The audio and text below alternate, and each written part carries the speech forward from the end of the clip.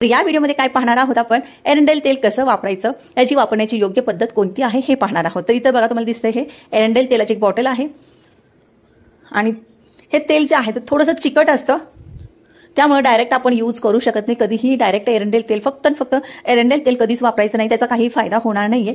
त्यामुळे आपण हे कसं वापरू शकतो हे पाहायचंय। तर 1 चमचा एरंडेल तेल, त्यामध्ये 1 चमचा परत खोबरं तेल, नॉर्मल जे खोबरं तेल असतं ते घातलेलं आहे आणि त्यानंतर 1 चमचा बदामाचं तेल घालायचं आहे। तर 1 चमचा हे बदामाचं तेल, हे तिन्ही तेल मिक्स करायचे आहेत। आता इथं बघा तुम्ही फक्त खोबरं तेल आणि एरंडेल तेल सुद्धा मिक्स करून लावू शकता, नाहीतर तुम्ही बदामाचं तेल आणि एरंडेल तेल सुद्धा लावून समप्रमाणामध्ये घ्यायचंय, लावून मिक्स करून लावू शकता। नाही म्हणलं तर बदाम तेल, खोबरं तेल, एरंडेल तेल आणि ऑलिव्ह ऑइल जे असतं, जैतूनचं तेल जे असतं, ते सगळे जे आहे ते समप्रमाणामध्ये घेऊन सुद्धा तुम्ही व्यवस्थित केसांना लावू शकता। लावताना बघा भांगोभांग लावायचं आहे व्यवस्थित या पद्धतीनं।